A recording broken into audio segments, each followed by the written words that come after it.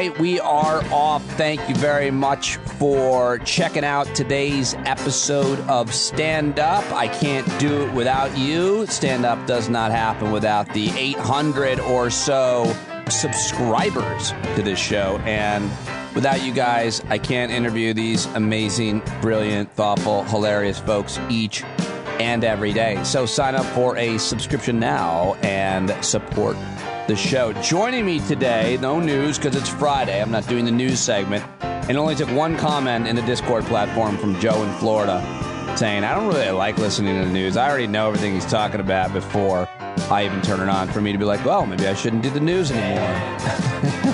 Easily swayed. But it's Friday, so I don't do the news. Hopefully most of you like it because I put a lot into it. And I do have two great guests joining me on today's episode of Stand Up.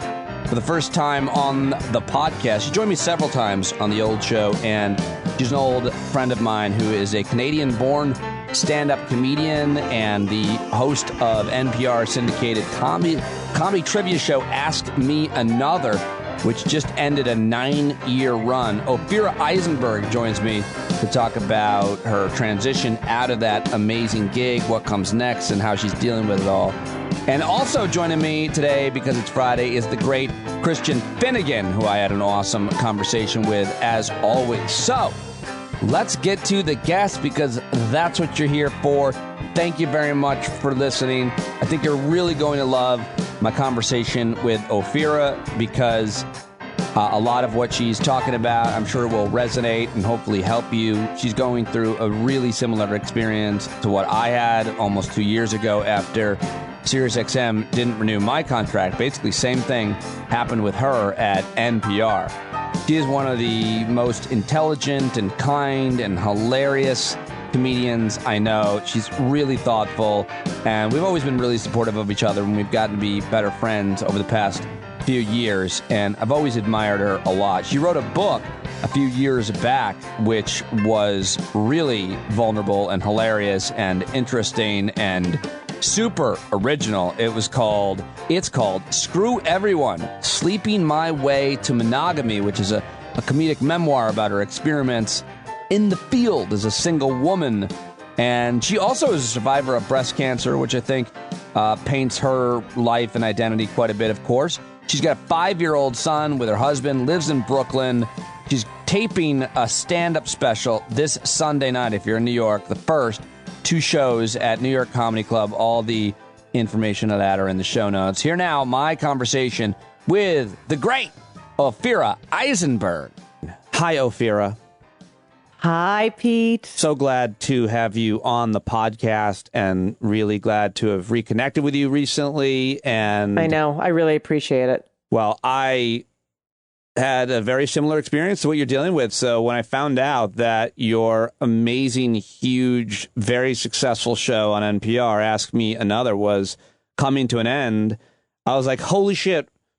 You know, you and I know each other pretty well. And I had cried in my soup to you at Gotham Comedy Club one night when I was in full panic.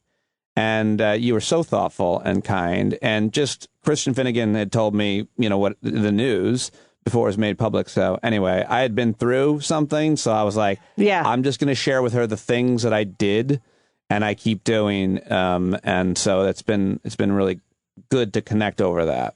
How are you? Well, can I also just add that, this is obviously a hard thing. You know, when you look at those lists, and it's like, what kind of things are the worst things you can go through life? Death of a family member, death of a spouse, blah, blah, blah, blah, job loss. These are things that fear of death, fear of job loss. Still stand up is up there, which is interesting. Yeah. However, when I have as someone who has been through other hard things, more like things that, life-threatening things. You survived cancer. Survived cancer. Both my parents have passed. Been plenty of things to deal with. I've really thought long and hard about what I would love, in what ways people were effective, way people were not effective, and try to remember that. So when I know someone that's going through a hard thing, I can be that version of them. And you did something which I feel like is the hardest. And I always tell people this is what you have to do, or hope that they do it, which is you don't send the text or whatever, like, whenever you want to speak, just let me know. You just call. which that's what you did. Yeah, well, it's more. So I'm just saying, you get extra 1,000 points in life. I appreciate that. I think that there's a person who I was really close with who, when I knew I was going to lose my job at Sirius, it was like a month. I pretty much had been notified.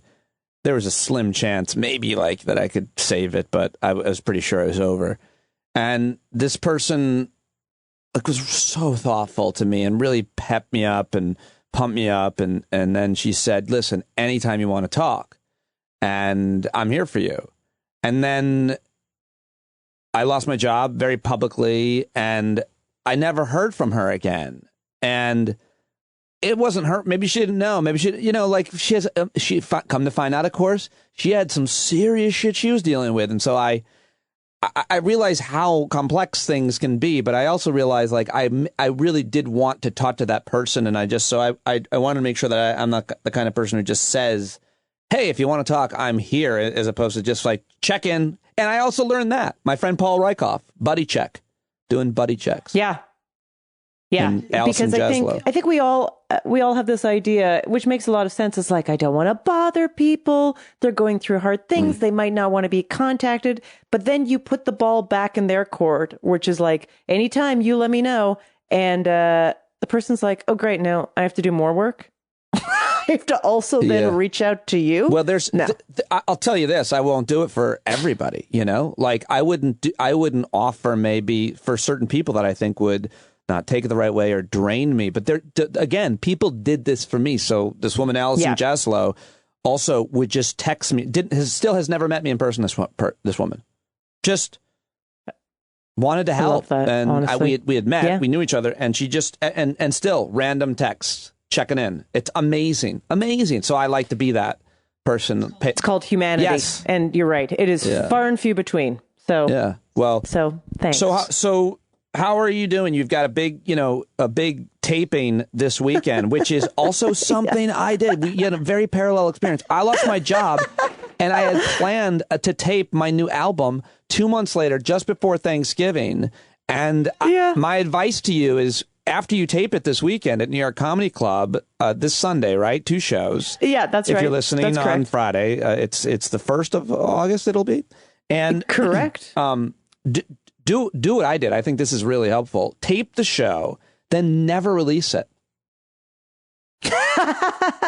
Well, depending on how it goes, that's always an option. And it's so funny because I am someone that needs to feel like I have 100 trapdoors that can be opened and to save me at all times. I'm like, if all goes wrong, I can just run, right? Can I just run and never be heard from again in my mind? And part of me, as I was stressing out about the taping, because there's the creative side, and then there's just always 1,000 logistical things where you're like, what do you mean the opener said that they have to leave at 7:15? The show starts at 7. What do you mean? Like, just all these little logistical things that you also have to produce the show at the best of times. And then I just thought, well, what's the worst thing that can happen? I do a terrible job, that no one presses record, that I guess that in a global pandemic, you could be like, that ended up being a super spreader event. That would be terrible. However, you must be vaccinated and show proof of that to get in, and you can wear a mask. It's as good as it can be. And then I was like, the worst thing is that I listen to it later and go, no. Right. Which, in the realm of worst things is not, but that's not going to happen, because the beauty of everything is there will always be a yes within it, because, you can still release yours. You're a professional. The idea of what you think is a bad show and what the rest of the people think is a bad show at this point in your career is minute. Like for you. Mine is even worse than that. The shows were good. I just haven't gotten around to, and it's edited. I just haven't put it out. But you didn't. You weren't as... I'm ready for you. I'll do it for you. Thank you. I'm going to do it for you. You weren't as pessimistic with your hypothetical situations of what could have ruined your taping, because when I did mine, a thing happened that I never thought was going to happen. It was completely outside the realm of possibility. I had 4 shows, 2 Friday, 2 Saturday. I was going to tape all 4 of them, edit, pick the best. Yeah. Friday night, while the middle act was on, opening for me, killing with I did it in my hometown, my friends from my hometown, my parents, their friends, huge audience, packed Friday night. There was a shooting in the mall. Oh my God. Oh my God. I never went on. And my youngest daughter was traumatized by it. It was horrible. The shows all got canceled. And someone mentioned to me, they're like, August 1st, that's the day that the Trump supporters believe that Trump will regain his power. Oh, no, that's the 13th. Don't worry about it. Oh, good. Yes, you're fine. Good. Oh, thank goodness my taping's not on the 13th. Got a couple weeks. So I wanted to talk with you about, a lot of things, but I also wanted to catch you now and whenever else you want while you're walking through and wading through the suck a little bit, because I did some of the most important podcasts since I've started this at the beginning when I was in this depression, and I talked pretty openly about it. I didn't, belabor it every time all the time, but I talked with guests about it, and it was so helpful to people and resonated so much with people. You have talked about your entire life. You wrote a book about your sex life, which I just minimized. That's true. You survived breast cancer. You're married. You have a child. Like you said earlier, you lost your parents. So, how do you feel about talking about this, the job loss, the career transition at this point in your life? How do you feel about talking about it publicly and privately? I mean, I'm talking about it all the time. The thing that publicly is what a weird thing to say. Publicly is somehow easier, because they're in a weird way, you put it through a different lens. When I'm talking about it or somehow it feels less judgmental. When I'm talking about it privately with a friend, I'm always worried that I'm not fun to be around. Sure. Or that, they have problems too. And also, what am I whining about right now? How bad can I feel about something that was basically successful for so many years and was a part of my life that is now ending? This is what entertainment is. This is the risk you take when you agree to a job of that caliber, and you play the best cards you can.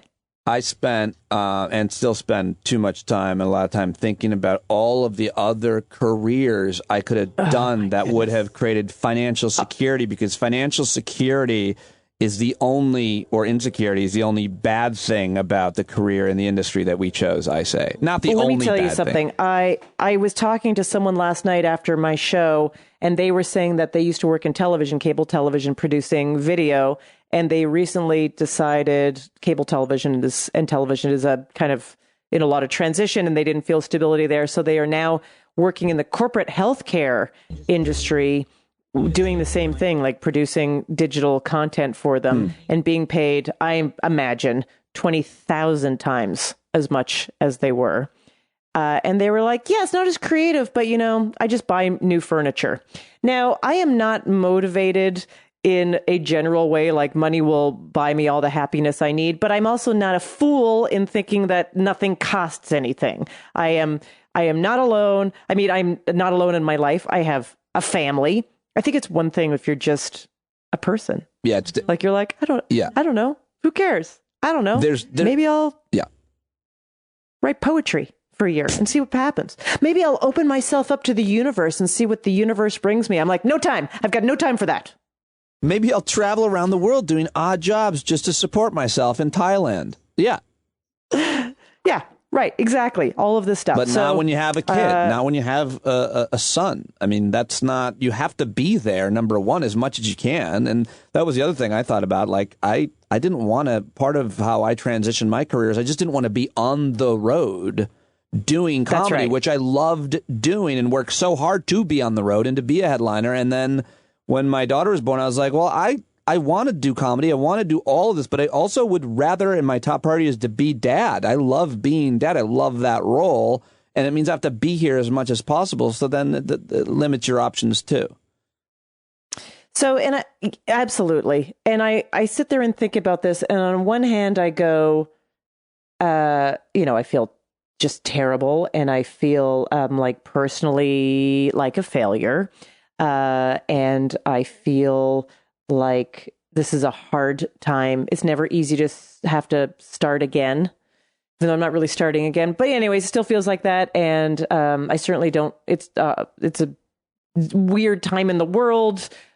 It's an apocalyptic time in the world. How do I do all of this stuff? And those are all the negative thoughts. How do I do this? How do I do this? What is there out there? How can I cobble it together? What happens? Do we put our apartment for sale? I mean, all of that kind of stuff. Yeah. And how long do you spend in that spiral? And how long do you spend? Right. And then there's the other side, which, all this mental stuff gets kicked up, which is, well, do you think you're worth it, Ophira? Do you think your talent is worth something, Ophira? What do you think? What is your resilience? What is your idea of the value of your voice? Because let's just say in a perfect world that no one can ever tell you what it's worth. You tell them. So what do you think it's worth? And turns out, Pete, I have a little bit of work to do in that area. Well, I'm here to tell you that you are a failure and you're not worth it. And well, you know what? That feels very familiar. Well, I felt those exact same feelings, and when you talk about it, it's just like, yup, and then the other part of it is it happens publicly, and that's both good and bad. But when you had this huge audience for how many years on this? 9. And just like that thing you said to me, I have to repeat it. I'm so sorry, because you said that some comic that I had basically the same thing. Go ahead. Yeah, you go ahead. Yeah, well, so the comic came up to you. Russ Maneve, great comic. Works. Anyway, I was walking into a comedy club and I saw him there, and we caught up a little bit, and I told him I just lost the gig and I was really struggling, having a hard time trying to figure out what was next, and he just looked at me incredulously and he's like, "You had a 14-year gig, dude. You don't get to be depressed." And I was like, we don't get to tell each other whether or not we get to be depressed or not. But I got the point of it, and it brought me great perspective. So you had 9 years on the show, and the point is then all of these people who love you and the show and your co-host and there's a community around it, of course, they're all devastated. And what's that been like for you? I lived that too. And what have you heard from folks, and the range of emotions from anger to resentment to empathy to, encouragement, I'm sure.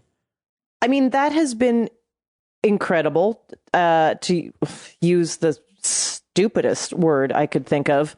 Because I will say that at very first, there was just this flood on social media, right? Social media, just this flood of social media of like, what? A lot of like, what? And oh no. And what?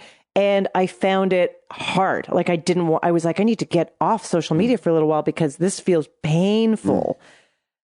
And then I slowly, because it's one thing to lose a job. It's another thing where it's very public. And I had to put my own statement out immediately. In a way, statement. I just had to put something on Twitter because also you want to be part of your own story, right? You don't want this story to exist without you. I'm just laughing that you caught yourself for using the word statement. I mean, you absolutely had to put something out, right? But you made it sound very press release. Yeah, but it was, I had to say something. Yes, for sure. About this. You have to own it. You have to own it. It's part of who you are. It's part of my bio, my work. So, and then people were, what can I do? What can I do? Which is incredible. And you don't know what to tell people to do because I don't have the purse strings. I don't have the authority. Yet I felt like I needed to tell them to do something. So I said, you know what? Here's one thing you can do. I'm not going away. This is not the end for me. This is not the end for Jonathan Colton. Here's an email that you can, here's my Ophira mailing list at gmail.com. Yeah, send me your email. I'm going to let you know everything that I'm up to and any new news about the show. Then I also was like, here's a link to NPR's comment page where you can send them a note and let them know. People asked me, is it a funding problem? Can we send money? And I was so like, I mean, please always support public radio, of course. But is that going to change anything? Probably not. And I think to be like, here's whatever it is, $10, blah, blah, blah, for Ask Me Another. You know, I also am just like, make a donation in general, but I don't want you to make it think like that is going to. No, that's when you put don't waste your money, but also don't waste your money. That's when you put that, you know, $ tab icon up. Like, yeah, you can send money. This goes directly to my bank account. That's right. Directly to me, because what am I supposed to do? Where are the jobs? What do you do? Like, I met with every network after Sirius, like every network. I think I met with them, and some that I just didn't. Agents, people, and it was all just kind of like, you know, everybody's just doing their own show. Everybody has a show. Like, my dad has a show. Just go do your own. Yes.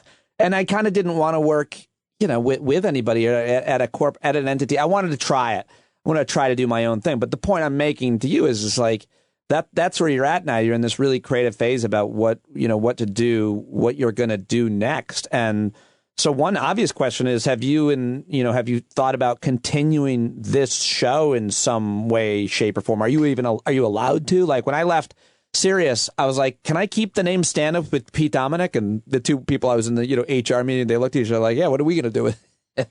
But right, I mean, can you even talk about that legally? I don't want to put you in a bad spot. I mean, this is what I can tell you legally. I didn't create the show. I don't own the show. Right. I auditioned for the show. Right. I auditioned for the show. Sure.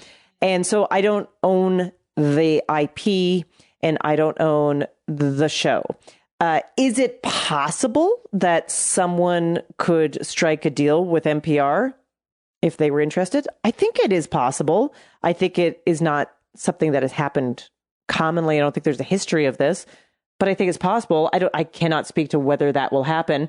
But one thing I do know a little bit from just talking about people in the podcast space is that there is a desire for game shows.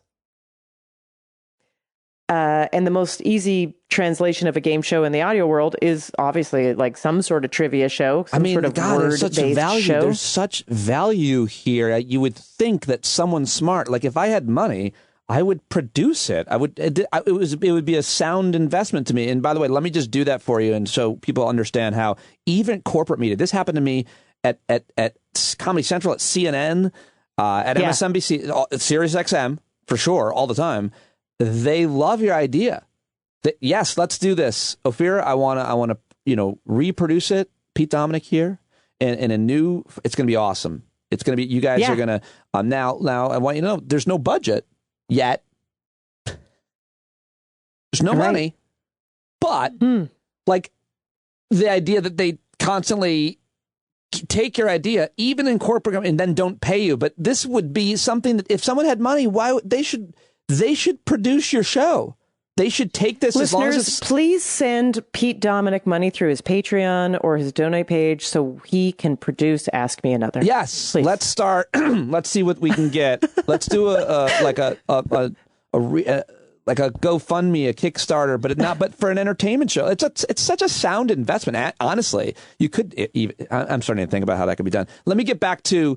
But can I? I have to tell you one thing. So I did on a podcast say, as a joke, they said, "Where can we follow you?" And I said, "The only thing you need to know is at Ophira on Venmo." That's great. That's great. And you know what? Someone sent me $5. They were like, "Good for you."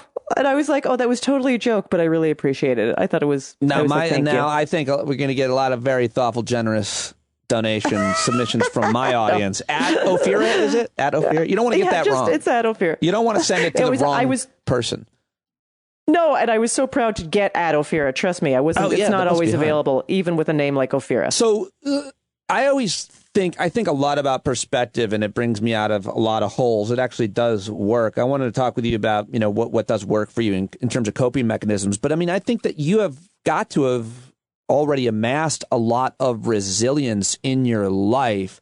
What was growing up in Alberta like for you? What did you suffer and then build on? What is your scar tissue like, literally and emotionally, from surviving cancer? I mean, can't you just, if you survive cancer, after you go through that, like everything else after this, feeling like you might die is is easy peasy. That's how I... Okay.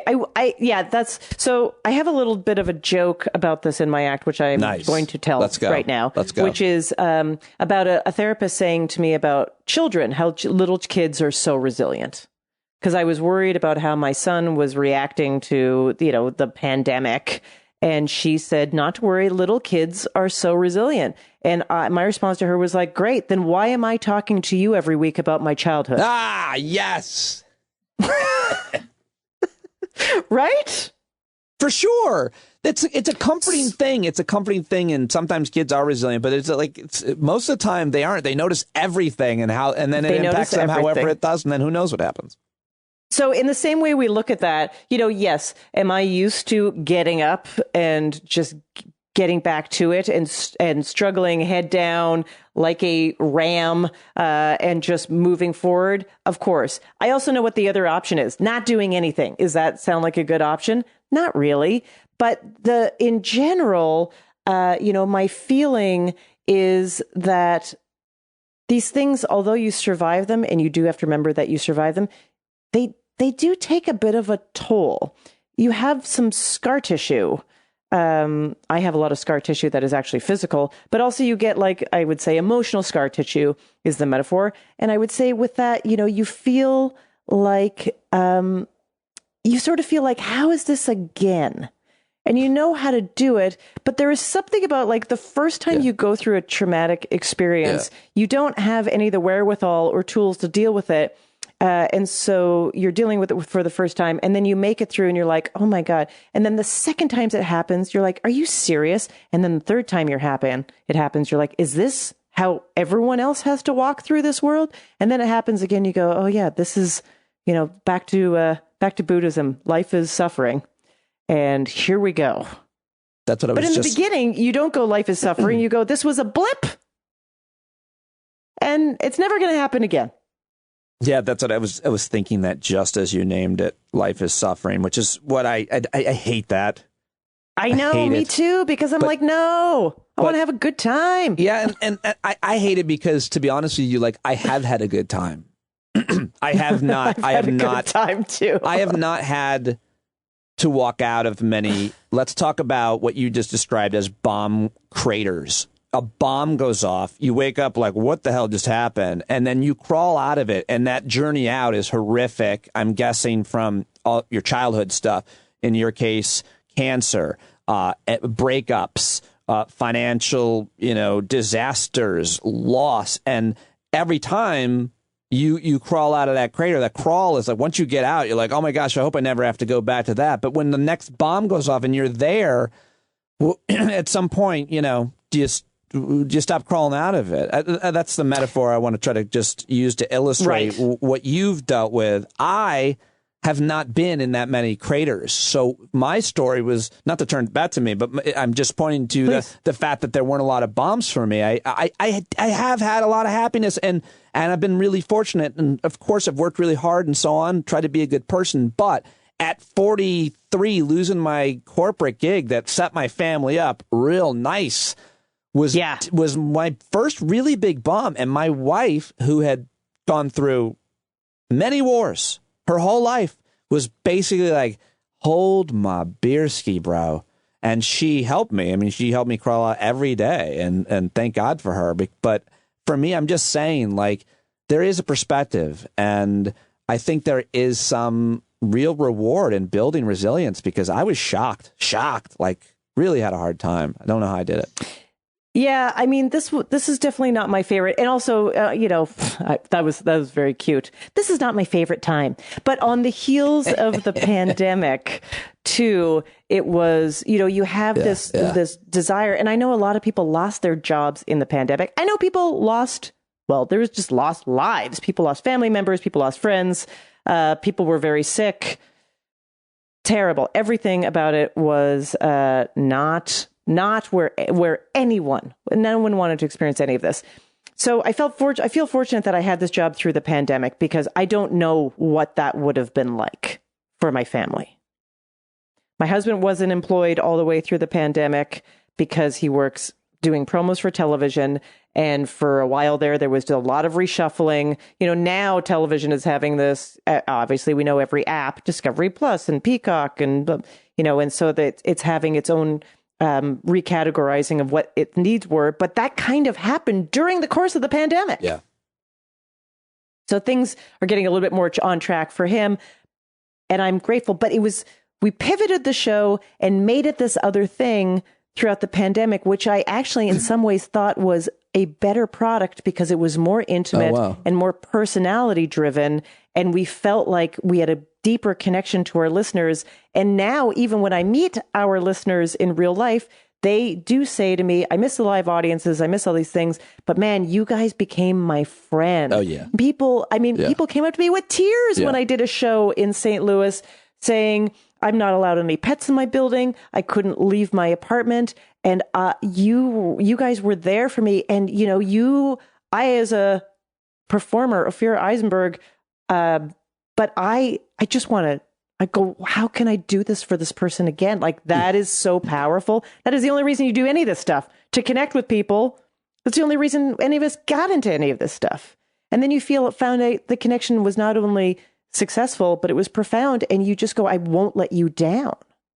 But how do I do that? So I actually got into it to get laid. Yeah, when you're a woman, you don't get into it for that because you're like, I'm getting into this, I think, so I'll never get laid again because no one's going to like a chatty person.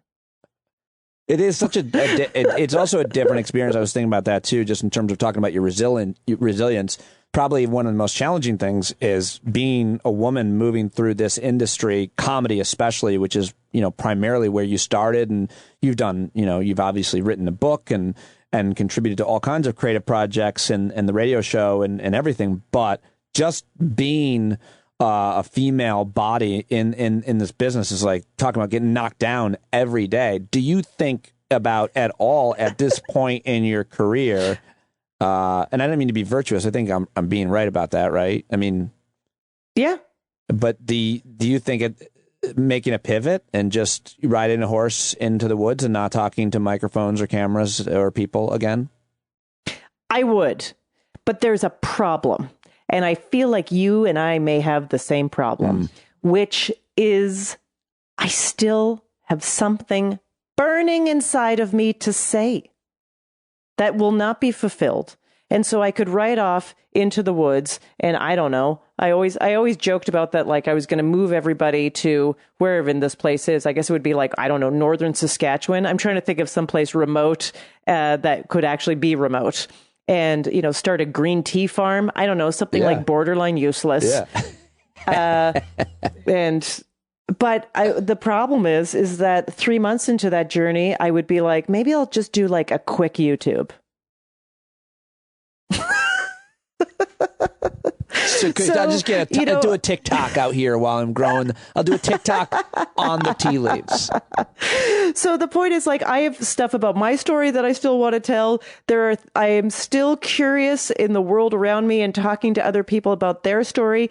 And that connection that we were just talking about is kind of what gets me up in the morning. Yeah. I love stand-up because that's a very instantaneous connection. That's how you end up being kind of an addict for it, because you get into that mode where you're like, oh my God, this is when the monologue turns into a dialogue and I don't feel alone and we're all laughing about it. Like, I get why we're here. Yeah. And so, I feel in the most sound, I mean, now I'm just feeling like I'm waxing philosophical, but I just want to figure out if I can still just, if I end up fulfilling what I need to say, I'm out. Then I'm out. I did feel differently. You're right in that we're the same, certainly when it comes to the human connection, but I don't know. I never really have felt amazing about what I personally had to say, whether it was in stand-up or even doing this. I felt like I'm good in a conversation, and more importantly, my curiosity is that to me is the thing that gets me, that I love most about this, is being able to learn from other people about life and grow and have my curiosity quenched.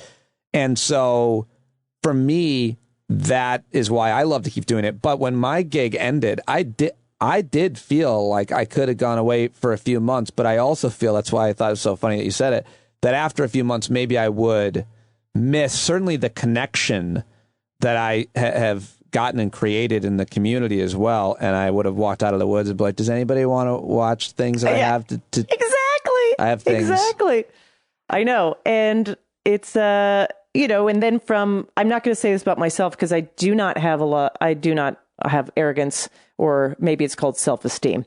But, I would say to you, but I would be able to say to someone like you, how dare you waste your talent? Don't walk away from it. How dare you? It's like, it's not everyone has this. It's like a powerful thing to have. You can't just like throw it away like that. Yeah, just because a gatekeeper said no more in this tiny medium. And I did have a lot of, so many people, enough that are, the podcast is doing great, enough. Yeah. Which is, I think, a really important question to also ask. Enough. When is enough? And I've had a pretty good, healthy relationship with that idea for the last, I don't know, maybe 10, 15 years. I actually got to enough. And then some people are like, well, once you get comfortable, I'm like, fuck you, dude. It's tomorrow's show is hard. Like, I mean, it's enough. Like, my life isn't, I don't have to keep searching for more revenue streams and what's next in my career. And it was like, no, this gig is awesome. I did it. That you did it. Well, what's your relationship with that idea of work-life balance, family and career? And I got to let my dog in. Sorry. That's okay. Let your dog in. Talk about work-life balance. Work-life balance. I got to let my dog in. I totally relate to that.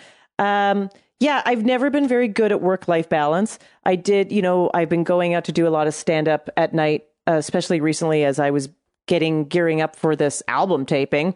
And my son, after not watching me not do that, he's only 5, for the last 18 months, says to me every night when I leave, why are you leaving again? And it kills me. It kills me. And I also say to him, because I'm working towards something. Oh. And I'm going to finish it soon. And then, we're going to spend some more time together, but I'm working towards things. And because I think that's also a good lesson for him to learn.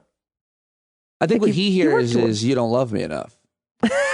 Yeah, well, that's it's absolutely, like I said, little kids are so resilient. No, that's absolutely a great message to keep sending all the time. And next thing you know, he'll have a vision board.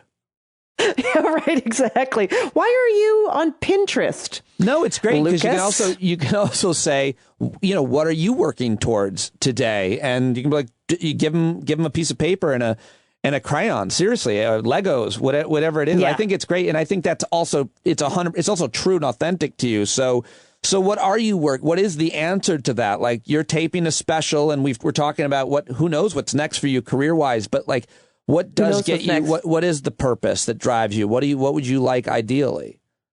Well, I that's a big question, and I will say this, that I woke up a couple mornings ago because the one thing that was frustrating to me over the course of the while is that I did this super fun show on NPR that, I would be super happy if it continued, but I did this super fun show. But even last night, I was doing a show here. I'm in the Berkshires. I did a show at this wonderful venue, music comedy venue called The Barn. And a lot of people that know me from public radio came to the show, and they said to me afterwards, I didn't know you did stand-up.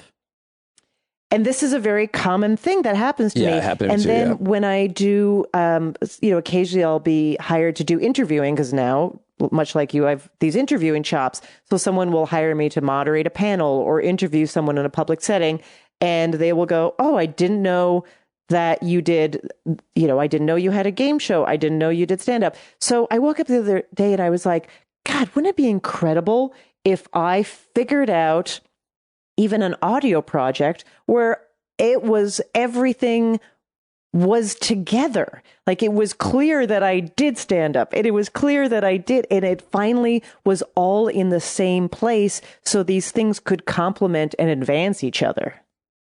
Great. That's what I was thinking. That's great. I love that.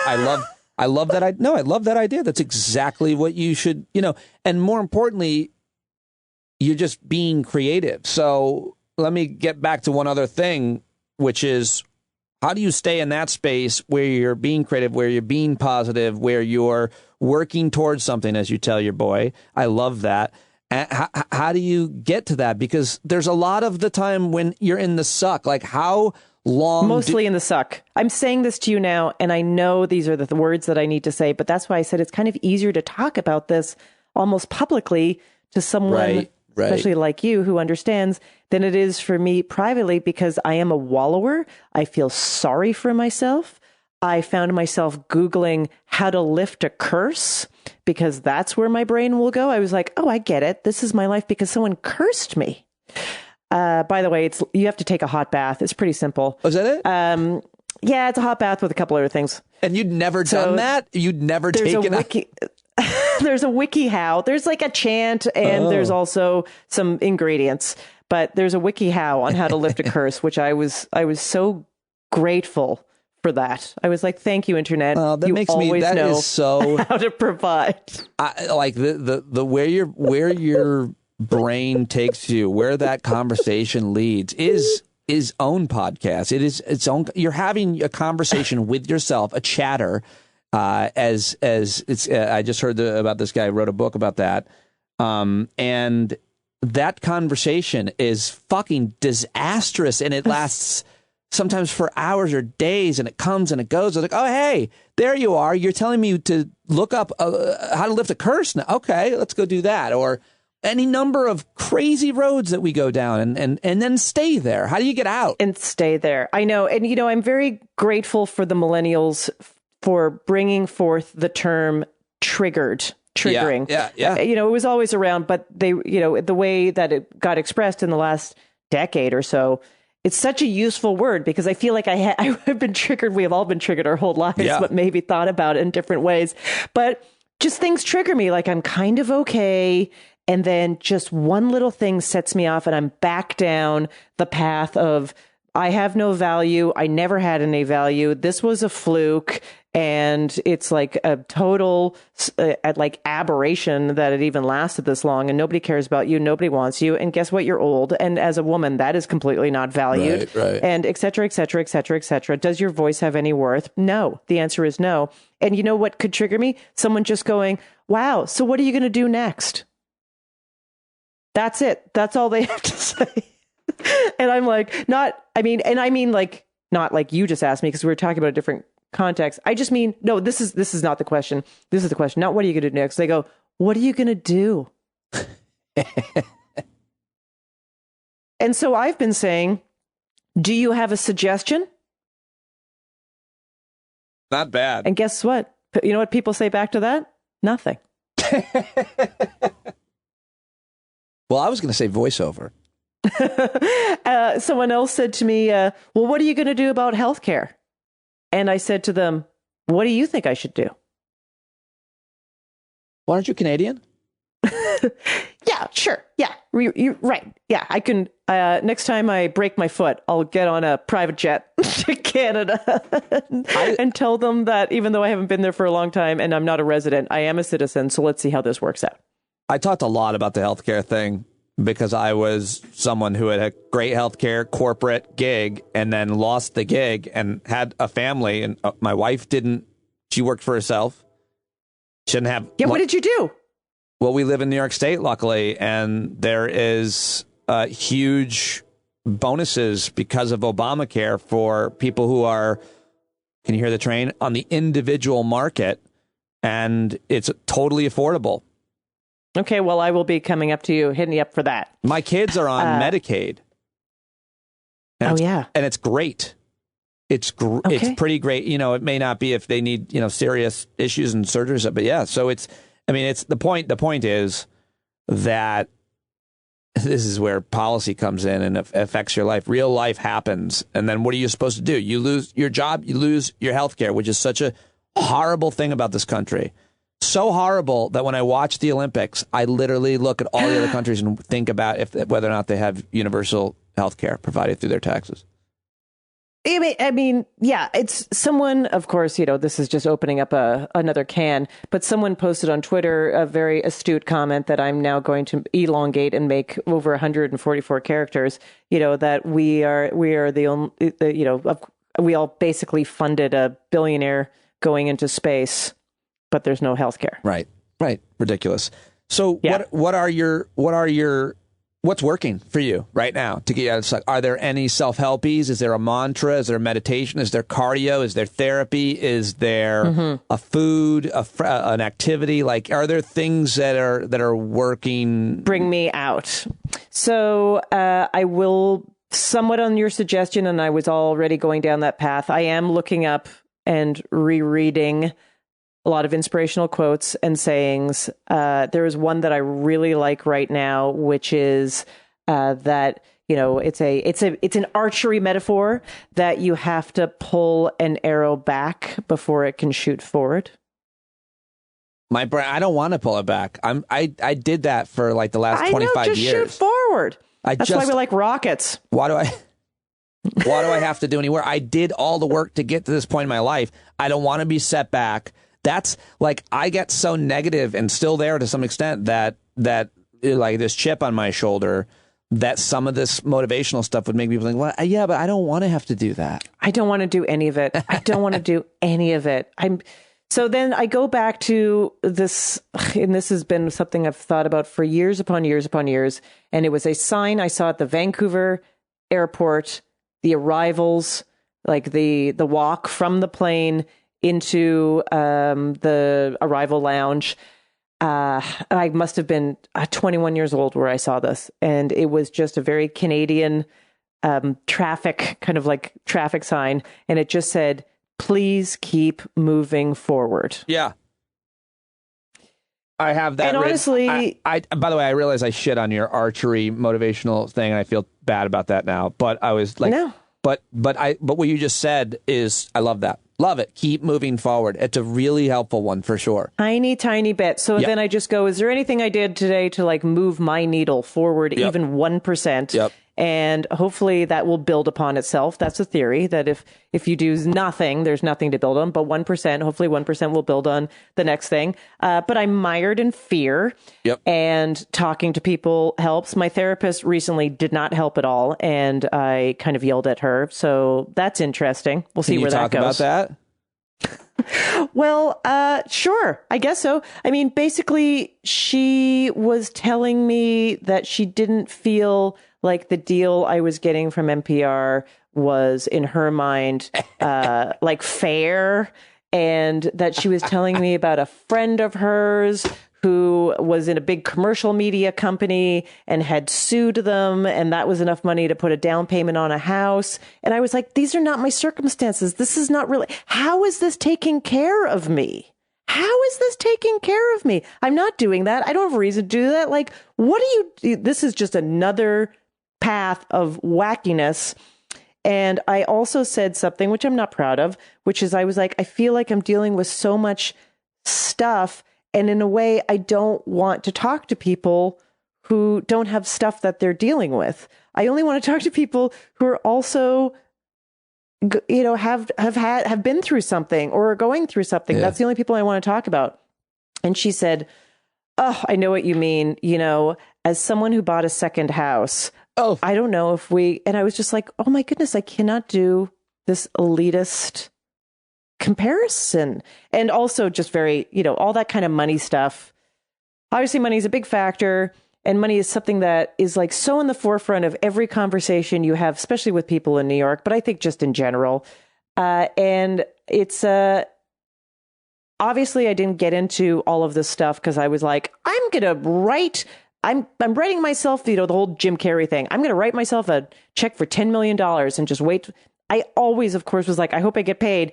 But I went into it not really thinking about that. I would have made a different choice. I believe that 100% because I know you. And I think most people, that's true of certainly most of the really successful people. But the thing that I think about, because I tell myself that same story for sure. I just wanted to do something I love to do and get paid for it. I didn't think about how much, but I did want to get paid for it. But yes, the point is you get to a level of comfort in your life and you get used to that, and you have a place to go and a thing to do, and it's reliable, even though it's everything you wanted. It's creative.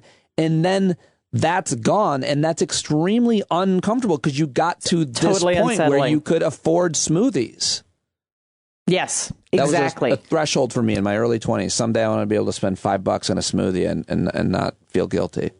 Well, and the other thing was because I never really had money, and so this was the first time I had money, right. I was doing just the very basic thing, which I would go into a grocery store and pick out all the things I wanted to buy, and I didn't know exactly if I bought the most expensive milk or the mid-range milk or the cheapest milk. I just bought the milk I wanted to buy. Yes. And I bought the bread that I wanted to buy, and pistachios, are those in the top 10 most expensive nuts? Why, yes, I think they're number 2 after a pine nut. But did I think twice? Like maybe I'm not doing the expensive pistachio nuts. My mother was very concerned about money, and she never had money in her life. And I remember that she wouldn't buy a tomato if it was over a certain price. And I was so upset about this as a adult. I would go visit her at home and be like, we're going to the grocery store and you are going to buy whatever you want. But it became principle to her. Like she was like, I'm not buying a tomato that's $1.25 a tomato. I refuse. Even if you had $1 million. Yes. Even she had $1 million because she was so used to looking at these things. Yes. And all of a sudden, I'll tell you something. I'm looking at the price of milk and it's exorbitant right now. Yes. I can relate to you so much, and I'm thinking about how when I'm interviewing you, I don't really want to turn it back to myself, but I will just say, don't go cheap on whiskey. Like I was doing exactly what you're doing, and I definitely started drinking more for sure because I was working from home partially every day, and I was like, I'm going to drink plus the pandemic, and I bought I usually would just drink Jack Daniels. That was fine, but then I was like, well, that's $30, so I tried something else. I always forget what it's called.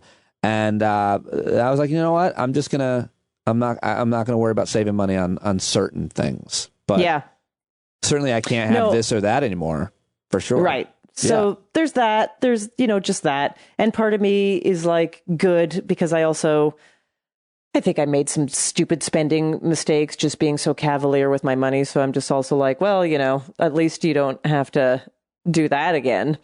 So I guess there's an optimist in me somewhere where I'm like, oh, good. You won't make a dumb mistake on Amazon again and not care about it. And then have to be like, why am I throwing out like a $40 punch bowl that I never wanted or whatever it is. But yeah, no, the whole thing is, the money thing is hard. And just wondering, but the fact that you just told me that you relate to me so much actually gives me deep hope, because then I look at you and I go, he figured it out. So that gives me hope that I will. Well, that's why I love talking to you, especially right now, because I just, makes me feel good to be able to relate to somebody on such a close level. And you and I are just so similar, stand-up comedians who did radio, who has a relationship with their audience for a long time. And frankly, who are good, thoughtful, curious, passionate people. Like most comedians, I think, a lot of them are not good people. But there's a handful that are amazing people. And absolutely. I certainly count you as one of them. And I think that we have our own kind of, we don't hang out, but there's this unspoken, like, yeah, that person's okay. That man is not a rapist. That woman is not, And you travel through life and you're like, oh, this person is going to help. This is the person. This is the people. You just know. I mean, that is something you get to. That's how I know that you're a good interviewer. And something I think that I'm good at, which is like, you do have just kind of pretty good intuition with people. Not perfect, but I feel like I do too. I'm very conscious of vibe. It's hard to get vibe over Zoom and what have you, but I'm very conscious of vibe. I feel bad vibes of people and I just go, no, that's not, but this person, good vibes. Right. Yeah. Mood. And you build that ability up over your life and over your career. So I would also say, keep doing that. One more thing I wanted to ask you. I don't think we talked about this. And feel free to shit on it or joke about it. But the thing that certainly was always to this day works for me is being in nature and as much as I can, because it sometimes brings me more anxiety, to be without my phone. but to Yes. be in nature, period. And you live in the city, but like, how important is that to you now? How important was it to you when you were young? So, yeah, I grew up in a very suburban setting in Calgary, but looking back, it was so much nature there. You didn't even think about it. Right. Because in every direction, we was very close to the Rocky Mountains, and it was, Calgary's very much like you're skiing, you're hiking, you're all of these, winter and fall sports, I guess, outdoor mostly. year round, yeah.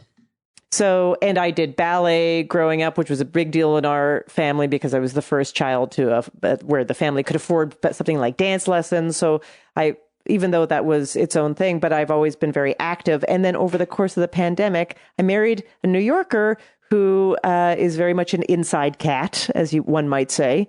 And then over the course of the pandemic, we were hiking a lot because there was nothing to do. It started with walking, but being in nature and hiking, and he fell in love with it. So now we try to do that as often as we can. Recently, it's been not as often as we like because real life started again and things got just busy. But right now, for example, I did this gig last night. I am in the Berkshires. Yes. I'm in basically nature.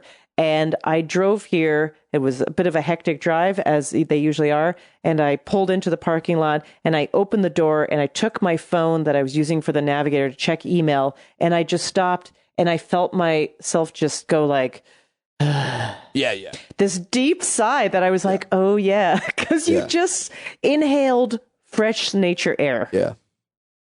Well, so, yeah, I need a lot of that. And it's so well documented everywhere of like, that's what you need for some a sanity break. Yeah, I feel it works pretty much, every time for me. For me, it's not only it's the idea that I look. That's why I work in my shed now in my backyard, because I look out the windows. I love your shed on my garden and the woods behind me. And what it does to me is whether I see a bug or a leaf, I'm like, oh my God, the universe is so much bigger than my stupid little problems. I know. No, perspective is great. And I feel like perspective, you just have to, there's like a whole combination of things that I'm not great at it, but it's the inner thing where I'm feeling sorry about myself and it's not going to work out. And has it ever worked out? And there's just going to be more bad things. And this is the end. And why don't you throw in the towel before you embarrass yourself? That's very inner. Well, I'll let you get out to nature. I'll hit stop now, but I hope that we can continue talking, on the record, obviously, whenever you want, off. But I really love this, and I think people will really enjoy it and hopefully listen and maybe they'll have ideas about what's next, Pete, too. Anytime, please. Your check-ins with me make a world of difference. So thank you. Awesome. Well, there you go. I hope you liked that. I loved talking to Ophira. We've been talking a lot and supporting each other. Hopefully some of those themes and ideas and advice resonated with you, and definitely follow her on Twitter. Sign up for her mailing list. Check her out online, OphiraEisenberg.com. And if she's doing stand-up where you are, definitely go watch her for sure. Okay, now time to get to another very funny, smart, brilliant, thoughtful comedian. I call him a cultural commentator. He joins me every Friday here on the show for Finnegan Fridays. He's on Twitter at Christ Finnegan. And here is our latest conversation for you in the last week of July 2021. Let's go with Christian Finnegan. I wanted to get your take on a lot of things, as always, from the week. But we were just talking before I hit record. I was telling you about how much I enjoyed Mark Maron's interview with Hunter Biden, and it's interesting because, you made a point which makes total sense. For the sake of the country, just go away for a while, bud. We don't need you, mucking anything up. But then I just said, the guy's always wanted to be a painter for real. He told Mark Maron he's always, been an artist, but now he can sell his paintings because if you're famous or infamous, OJ, George W. Bush, Hitler, I suppose, wasn't he a painter, but probably not the same case because he died before he made any money off his painting. But the point being, you can make money off of a shitty painting. Yeah, and I get it.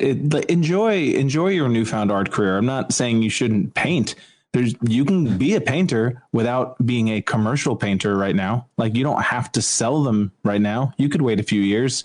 You could let them accrue value if you think they're that good. And I've seen his paintings; they're good. I mean, obviously, art is very subjective. But if you showed me one of Hunter Biden's paintings without me knowing who it was, and you said, "Oh, this painting sold at Christie's for $10 million," my reaction would be, "Okay, like I don't know, you know." Or if you told me it was like $30 at a yard sale, I would say, "Okay." I don't know. I mean, I know Those what really I like, but. Those really are the goalposts. Yeah. Yard sale painting or Christie's. But, yeah. you know, people have brought up, and I think it's valid that I don't necessarily think it's corrupt on its face, but it does give the appearance of potential corruption in the sense that, hey, say I want to funnel, you know, $100,000 to Joe Biden's son so that maybe he'll then go tell his dad to give my mining company a tax break or something like that, you know, so I'll radically overpay for a Hunter Biden original. You know, this is what people were saying with Trump and real estate, you know, is that, you know, it's a way of exerting influence, you know, and with Kushner's sister selling, you know, condos to Chinese investors, you know, that it's a way to sort of launder money. Yeah. Potentially. It's always something to be on the lookout for. And it's really something very difficult to regulate against, I suppose. The kind of monetizing nepotism to create access and curry favor to powerful people. I mean, it happens at the local level and probably every level. Hard to prevent, but stupid to do also. Just like to be clear, I don't think that's what's happening. I don't think he's doing that. I just think he's being a little obtuse. And I'm surprised that someone around Biden that's close to him that Hunter Biden respects hasn't stepped in and be like, hey, can you maybe please not do this right now? When your critics don't need any actual evidence of wrongdoing to create a horrible narrative about you, then you have to do your best to not seed the ground for any kind of activity that would. It doesn't make their attacks on Hunter Biden any less, you know, mendacious or absurd. Yes. Of course they are. But just because they, you know, tried and failed for the most part to turn Hunter Biden into a slur, that doesn't mean that he's not subject to the same rules of kind of general public facing civil service that all relatives of elected officials are. Yeah. We shouldn't use Jared Kushner and Ivanka Trump as bellwethers on what's acceptable from our elected officials. Yeah, it's just so weird. They really blew the rules out of the water. It was always one of the most insane things, the nepotism charges that he had his actual family working in the administration. You wouldn't do that as mayor or governor, or if you did, Republican. They don't care. Yeah. We do. Yeah. That's the difference. Yep. And ostensibly. I wanted to, I do want to ask you about Simone Biles. I don't know if you're going to give me a big sigh, one of those, well, nobody really needs to hear from me on this. I do. I want to eat, whatever your thought is, it's going to be interesting, even if it's, you know, let me just give you mine to get us started, because where I am on the situation is, and you know, of course, a lot of people, when Simone Biles announced that she wanted to take a break here, a lot of people reached out and asked me for my take. And I did. I mean, I was just, you had texted me. I actually just, I sent up a Pete Dominic bat signal out of my window. Right. Please. And a lot of people didn't actually, what I heard was a lot of people like froze in place until I weighed in on this. Yes. But I did. Massive traffic jams. People they're just like frozen in their cars. A lot of gridlock. Just waiting for me to speak. And my thought is that this isn't that controversial, and that's huge. There's a few loud voices being assholes, the genuine suspects, but seemingly the vast majority of people understand this. And most importantly, this is such a great thing. It's such great news. Anytime anybody prominent owns their own, talks about their own mental health, it gives all of the rest of us permission to deal with our stuff and our shit. So I think it's really great that she did this, you know, in terms of Olympians. Michael Phelps was very open about his struggles. I think it's really, really, really helpful. And I think there aren't that many people that have any kind of issue with it. Most folks, including I think our teammates, understand. That was my take. So I think she's a traitor. No, I think you said she's a quitter. I did. And a lot of different on all of your platforms. I've been saying that for years, though. Even when she was winning. Right. To be fair, I honestly don't think it's as culture worry a topic as everyone is making out to. Everyone has sort of gone to their battle stations about this, and of course, the idiots who make a living by just performative assholery, of course they jumped on it, especially like if it's a black woman, like absolutely they're going to jump on this in a heartbeat. And I also think that coming right on the heels of the Naomi Osaka pulling out, I believe it was pulling out of Wimbledon, or not doing press conferences at Wimbledon for her mental health, I think people are conflating the two.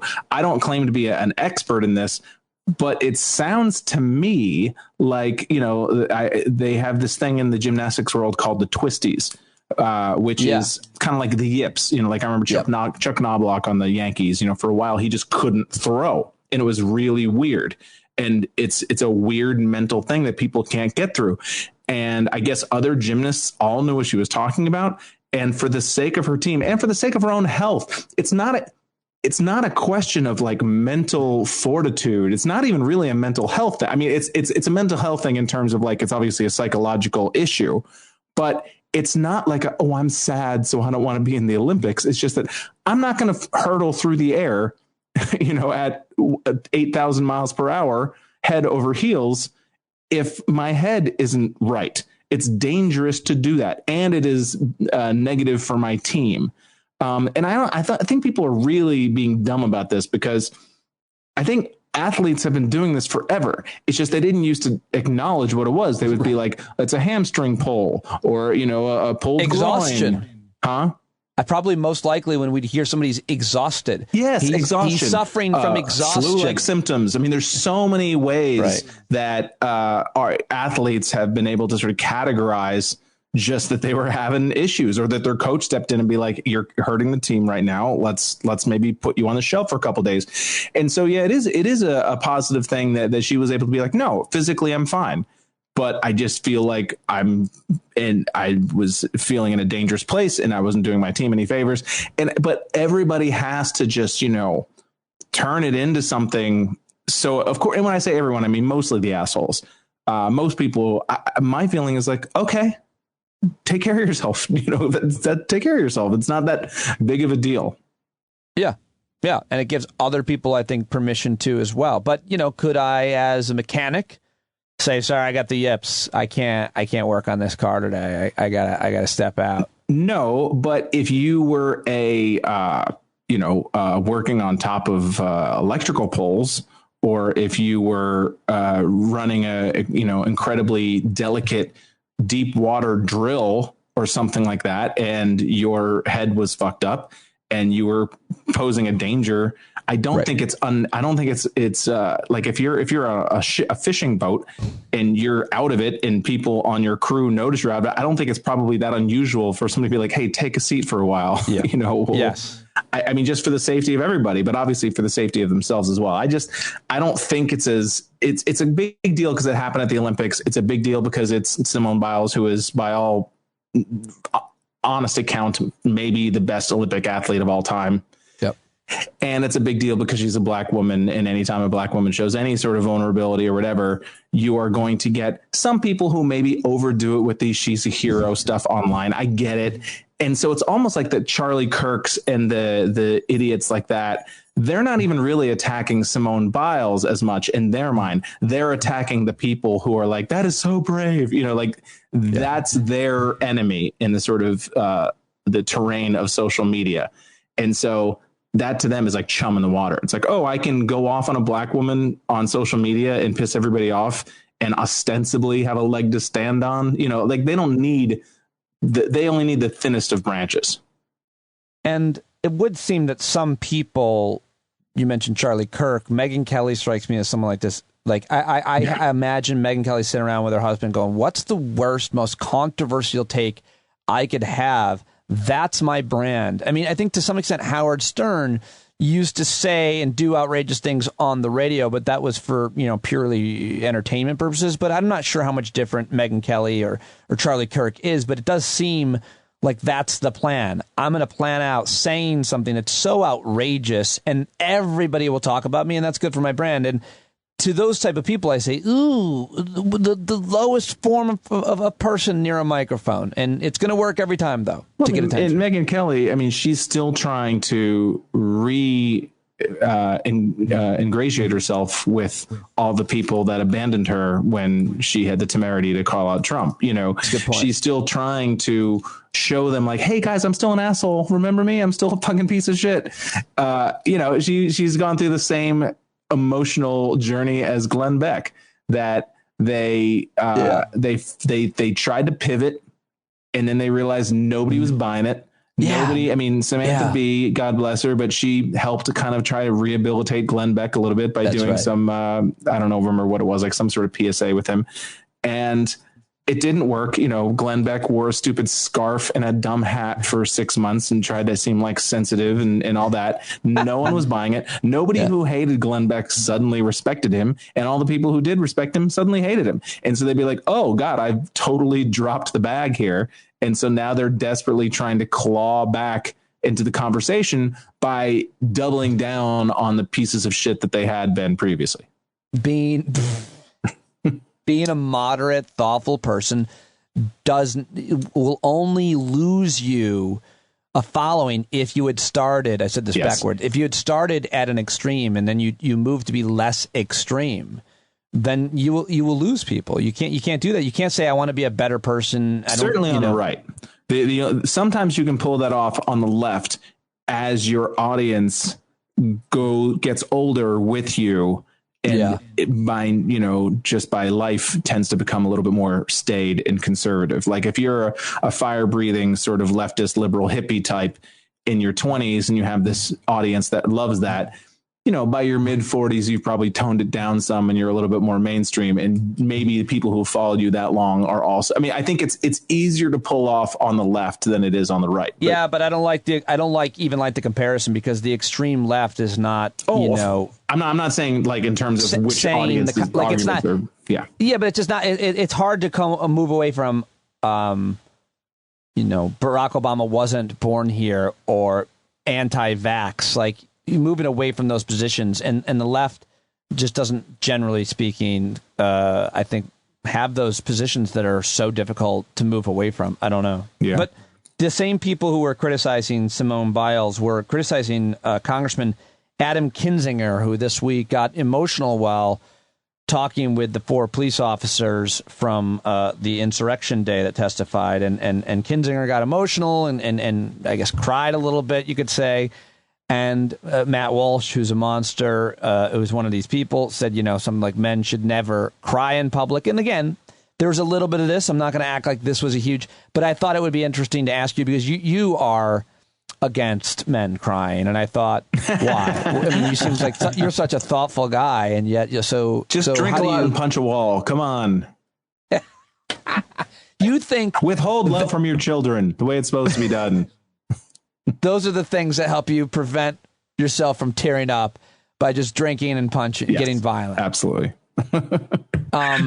It is an interesting cultural thing, though. Men crying in public, much less privately. Yeah, my theory is that these people, the Tucker Carlsons of the world, the what's her name?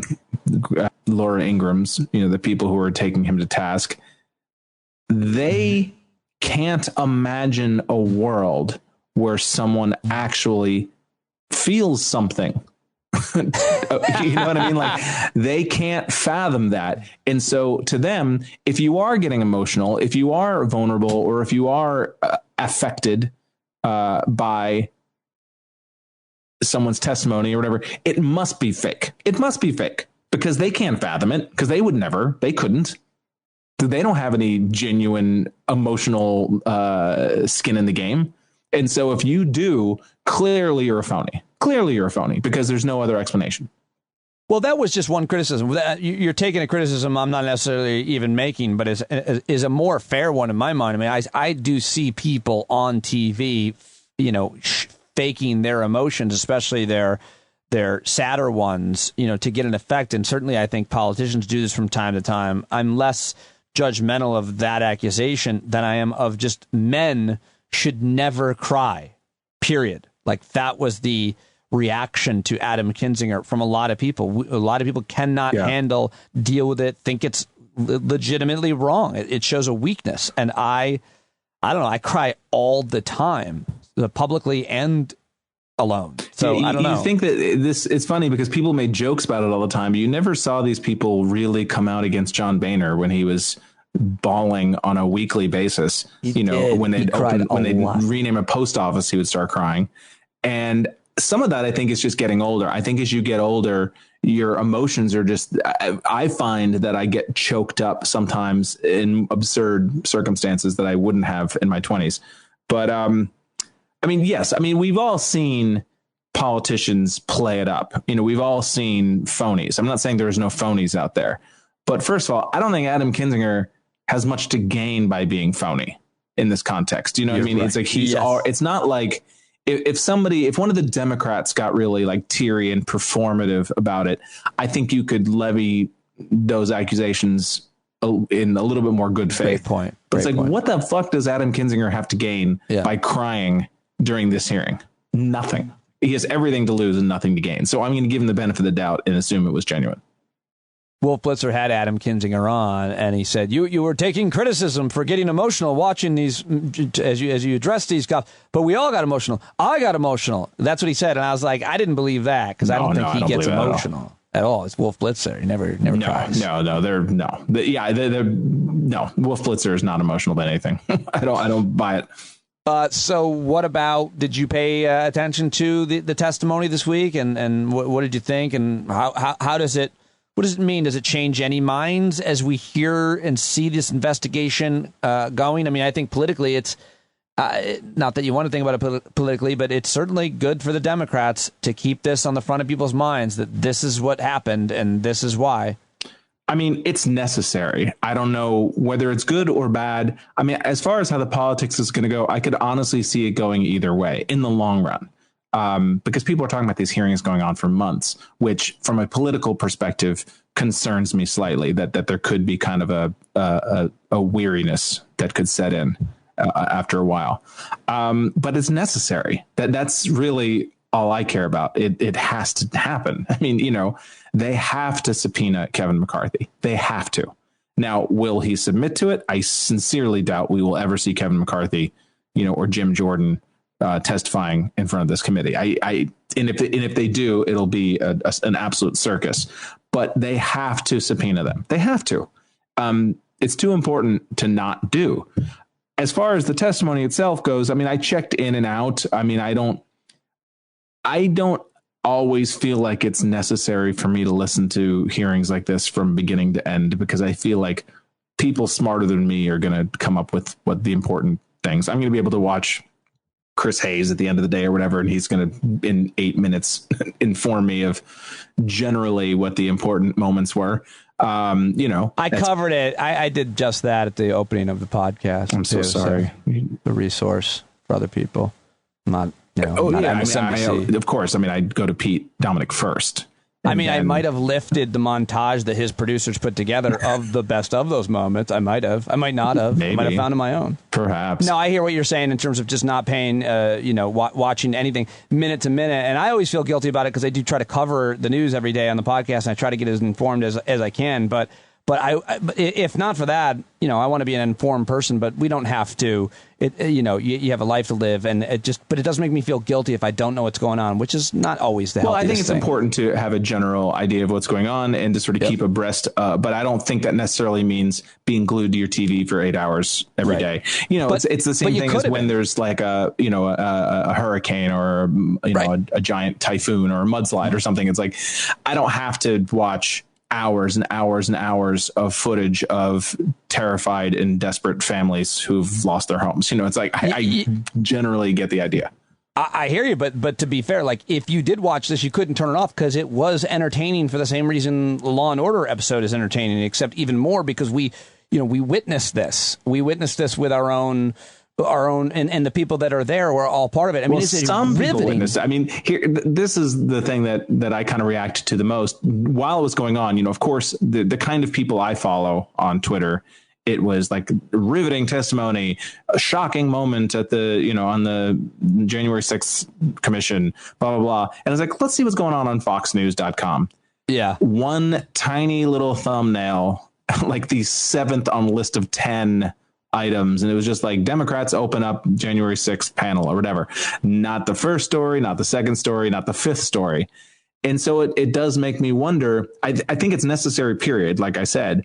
But, is it people just, they know where to go if they want to avoid this shit, Yeah, you're right. But even then, they also know, Hannity and the rest of them, that this is too rich of material to avoid having a spin on it. And of course, their spin, seemingly the main one, is that Nancy Pelosi is in charge of security in the Capitol and she should have done more, which was a similar attack with the Benghazi.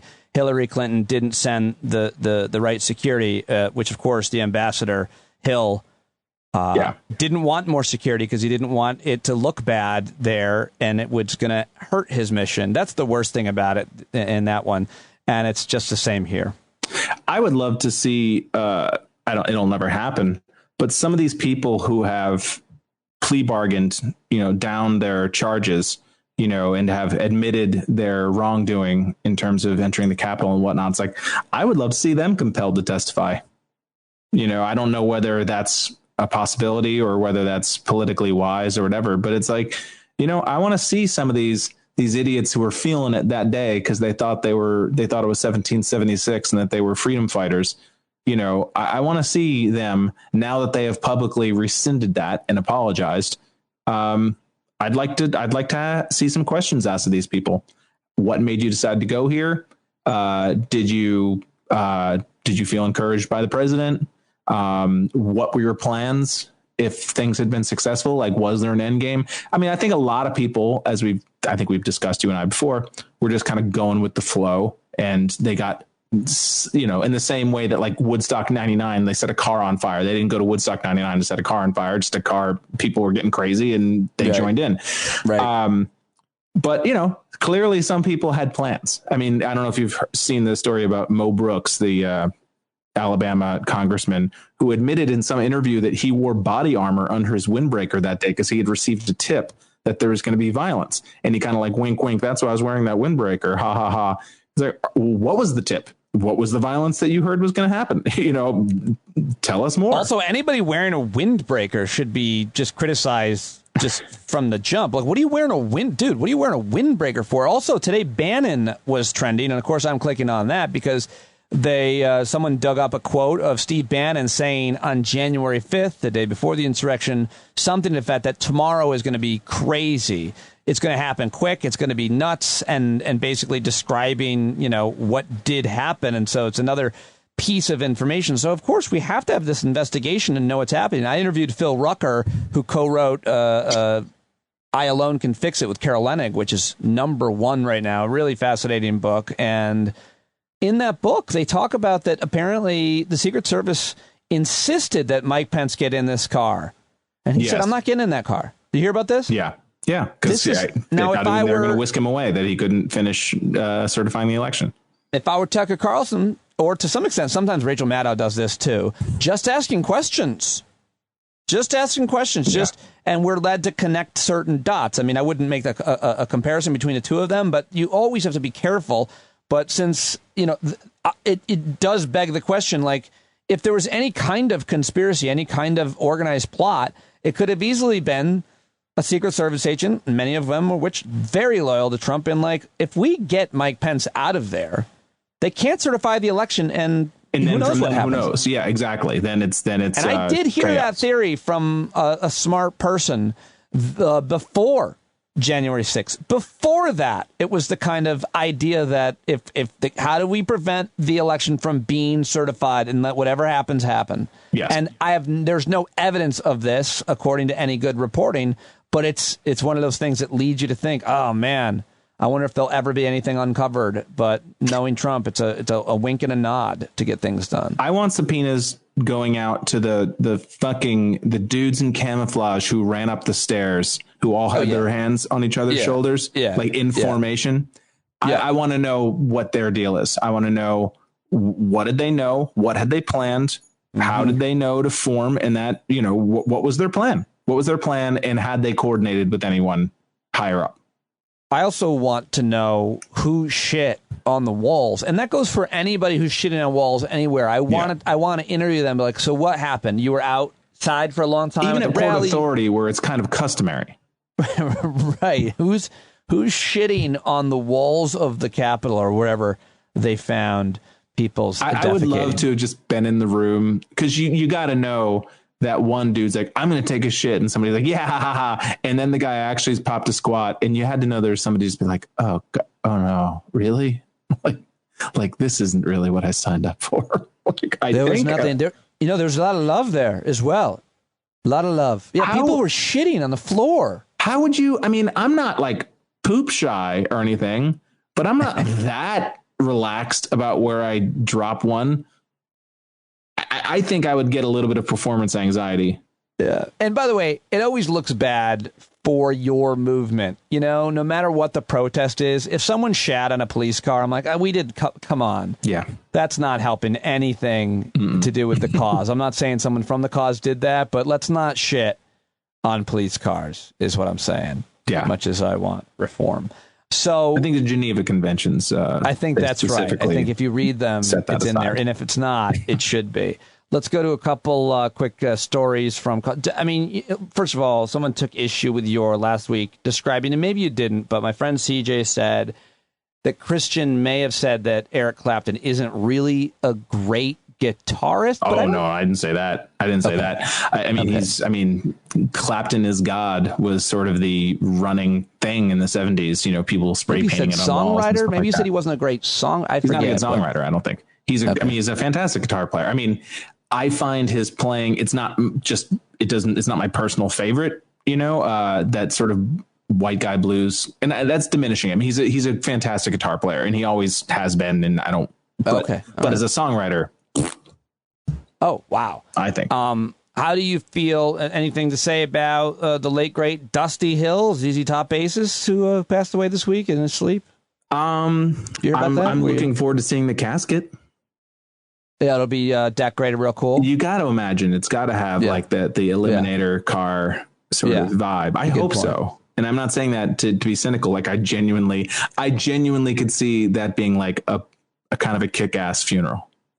Interesting to see the reaction. One of the few bands, 50 years, same three dudes, never any. Is that changes. right? I wasn't even sure because it said original bassist. I feel like it said, and I was like, was that... I maybe in the last couple, maybe he was sick and they had a touring bassist or something like that. But in terms of the recorded output, whatever, it's always been the same three dudes, and you got to respect that. I was interested to see your reaction and many others. I'm not going to say there's not a lot of people like this, but boy. The reaction to news that Bob Odenkirk had a heart-related incident, and now we know, I think he had a heart attack. Mm-hmm. 58 years old, on the set of his show Better Call Saul. Your reaction, I reacted. My reaction was any news. Like that's what I wrote on Twitter. Is anybody, eventually his I guess his brother. That silence was deathly. For almost a full day. I mean, like, what is it about Odenkirk that he's so universally loved? I feel like he, was less well known, but highly respected by everybody in the comedy community. And now he's very well known by everybody in mainstream culture, society, period. And he's got a great reputation. He was actually really nice to me. He actually wrote me an email when I was on Sirius XM and signed his name. And I emailed him back. It was just a really nice email, but I love listening to your show. And I go, are you the Bob Odenkirk? And he had some modest response. And I for that reason, he's in like my top favorite famous people of all time that he did that. He didn't know me as a comic or anything. He just had heard the show and appreciated the way that I went about it. And he's had his fingers in so many comedic pies over the years, so many foundational, between the Simpsons, he was a Simpsons writer, he was a writer for Conan, is a writer for SNL. Wait, he might not have been a writer for Conan. He and Conan wrote together on The Simpsons. But, you know, he was a mainstay on Conan in terms of in that same group of people. Yeah.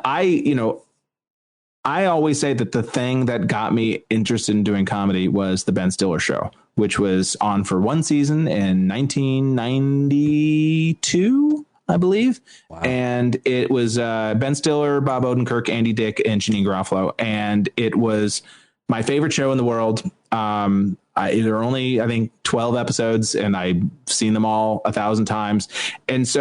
And then, of course, Mr. Show came along a few years later, and I was a huge Mr. Show fan as well. But you know how, like, there are certain people that you just kind of feel like are your people? Like, they don't know you, but you always think of them. Sure, like, there are certain bands like that it's like that I loved at a certain age, and maybe they weren't, like, unknown, but they weren't hugely popular, but you always kind of, like, root for them. You know, like maybe a celebrity you met at a bar once and then you follow their career, or an athlete or something like that. And he's always been one of those dudes for me, you know, just because, you know, again, that he's a writer, but he's also a great performer. And there's nobody who's funnier to watch get angry and swear. Like, nobody screams fuck better than him. You know, if you've ever watched Mr. Show, like, that's a lot of the comedy is just him losing his mind. But, I've worshipped the dude forever, and just what a strange and amazing career arc to then somehow get cast on Breaking Bad, which seemed like weird casting at the time. And I don't think that, you know, he had pursued a career as a dramatic actor, and then to see him not only become a dramatic actor, but become a fucking great one and be on two just amazing shows. And I'm just a huge fan of Better Call Saul.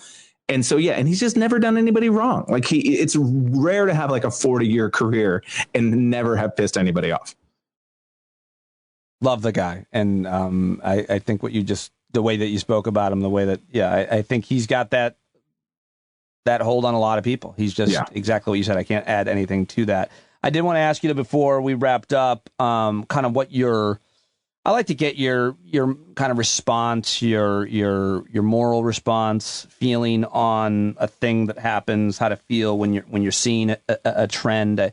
I'm always interested in that with you, and everybody else is too. And I just how are you feeling about the unvaccinated at this point? How are you feeling about these people that are in hospital beds, which there seems no endless stream that reporters hunting these people down, who didn't get vaccinated and now say either I wish I had or I'm still not getting vaccinated? Like, where are you on your patience level with these folks, or how you talk about them? You know, literally right before we started chatting, I was out trying to get one of my dogs to poop unsuccessfully. And I was listening to Biden's press conference.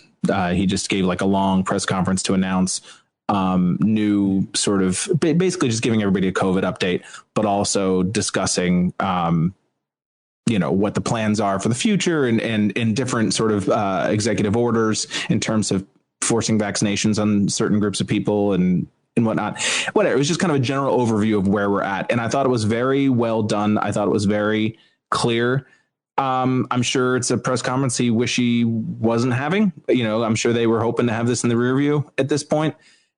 But, you know, the first question, you know, when he finished up, the very first question that kind of broke through the scrum of people yelling, Mr. President, was someone saying, basically, are you trying to pit the vaccinated against the unvaccinated? And are you trying to harness that schism? And it's like, come on, man. Can you know, I understand that it's not the press's responsibility to root for an administration, and they should ask the questions that people want answers to. But I don't think anybody's asking that question, really. It's just shit starting. It's just shit starting. It's nothing more. It just seems so cheap.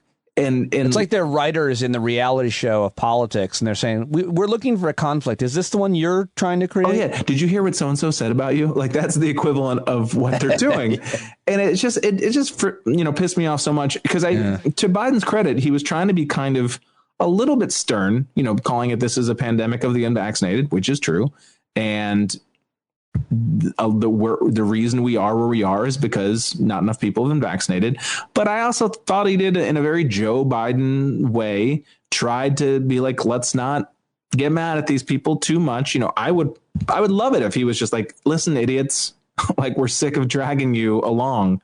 To me, I think there need to be sort of just clear-eyed consequences.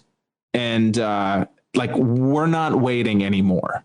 You know, I don't have to get on social media and try to dunk on you all the time. I don't have to call you a rube or an idiot or a cult member or whatever, even though many times I might think that's true. It's just, do what you want, but you can't come to the movies or you can't come into the store if you're not vaccinated. Period. You can't get on a plane. Period. If you make your own decisions, it's like, you don't have to get a driver's license. You don't have to. If you want to drive a car, you have to have one. And I kind of feel like there is a bit of a groundswell. You know, obviously we wish maybe things had been a little sterner from the beginning, as opposed to just kind of asking pretty please, won't you? Because that's just going to, all these drama queens on the right who just want attention, they lap that shit up. Like, try to convince me, well, you know, like I said, but is it people just, they know where to go if they want to avoid this shit.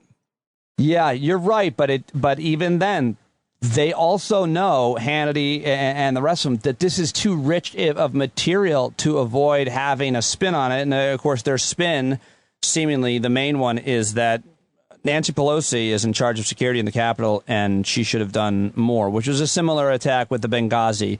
Hillary Clinton didn't send the right security, which, of course, the ambassador, Hill, didn't want more security because he didn't want it to look bad there, and it was going to hurt his mission. That's the worst thing about it in that one, and it's just the same here. I would love to see, it'll never happen, but some of these people who have plea bargained, you know, down their charges, you know, and have admitted their wrongdoing in terms of entering the Capitol and whatnot. It's like, I would love to see them compelled to testify. You know, I don't know whether that's a possibility or whether that's politically wise or whatever, but it's like, you know, I want to see some of these idiots who were feeling it that day because they thought it was 1776 and that they were freedom fighters. You know, I want to see them, now that they have publicly rescinded that and apologized. I'd like to see some questions asked of these people. What made you decide to go here? Did you feel encouraged by the president? What were your plans if things had been successful? Like, was there an end game? I mean, I think a lot of people, I think we've discussed, you and I before, were just kind of going with the flow, and they got, you know, in the same way that like Woodstock 99, they set a car on fire. They didn't go to Woodstock 99 to set a car on fire, just a car. People were getting crazy and they joined in. Right. But, you know, clearly some people had plans. I mean, I don't know if you've seen the story about Mo Brooks, the Alabama congressman, who admitted in some interview that he wore body armor under his windbreaker that day because he had received a tip that there was going to be violence. And he kind of like, wink, wink, that's why I was wearing that windbreaker. Ha, ha, ha. He's like, what was the tip? What was the violence that you heard was going to happen? You know, tell us more. Also, anybody wearing a windbreaker should be just criticized just from the jump. Like, what are you wearing a windbreaker for? Also, today Bannon was trending, and of course I'm clicking on that because someone dug up a quote of Steve Bannon saying on January 5th, the day before the insurrection, something to the effect that tomorrow is going to be crazy. It's going to happen quick. It's going to be nuts, and basically describing, you know, what did happen. And so it's another piece of information. So, of course, we have to have this investigation and know what's happening. I interviewed Phil Rucker, who co-wrote I Alone Can Fix It with Carol Leonnig, which is #1 right now. A really fascinating book. And in that book, they talk about that apparently the Secret Service insisted that Mike Pence get in this car. And he said, I'm not getting in that car. Did you hear about this? Yeah. Yeah, because now if I were, they're going to whisk him away, that he couldn't finish certifying the election. If I were Tucker Carlson, or to some extent, sometimes Rachel Maddow does this too, just asking questions, and we're led to connect certain dots. I mean, I wouldn't make a comparison between the two of them, but you always have to be careful. But since, you know, it does beg the question, like, if there was any kind of conspiracy, any kind of organized plot, it could have easily been a Secret Service agent, many of them, which very loyal to Trump, and like, if we get Mike Pence out of there, they can't certify the election, and who knows what happens. From then, who knows? Yeah, exactly. Then it's I did hear that theory from a smart person before January 6th. Before that, it was the kind of idea that how do we prevent the election from being certified and let whatever happens happen? And yes. There's no evidence of this, according to any good reporting, but it's one of those things that leads you to think, oh man, I wonder if there'll ever be anything uncovered. But knowing Trump, it's a wink and a nod to get things done. I want subpoenas going out to the dudes in camouflage who ran up the stairs, who all had their hands on each other's shoulders, in formation. Yeah. I want to know what their deal is. I want to know, what did they know? What had they planned? Mm-hmm. How did they know to form? And that, what was their plan? What was their plan? And had they coordinated with anyone higher up? I also want to know who shit on the walls, and that goes for anybody who's shitting on walls anywhere. I want to interview them. Like, so what happened? You were outside for a long time at the rally. Even at Port Authority, where it's kind of customary, right? Who's shitting on the walls of the Capitol or wherever they found people's defecating? I would love to have just been in the room, because you got to know that one dude's like, I'm going to take a shit. And somebody's like, yeah, ha, ha, ha. And then the guy actually popped a squat. And you had to know there's somebody who's been like, oh no, really? like this isn't really what I signed up for. There was nothing. There's a lot of love there as well. A lot of love. Yeah, people were shitting on the floor. How would you? I mean, I'm not like poop shy or anything, but I'm not that relaxed about where I drop one. I think I would get a little bit of performance anxiety. Yeah. And by the way, it always looks bad for your movement. No matter what the protest is, if someone shat on a police car, I'm like, come on. Yeah. That's not helping anything to do with the cause. I'm not saying someone from the cause did that, but let's not shit on police cars is what I'm saying, much as I want reform. So I think the Geneva Conventions. I think that's right. I think if you read them, it's in there. And if it's not, it should be. Let's go to a couple quick stories from.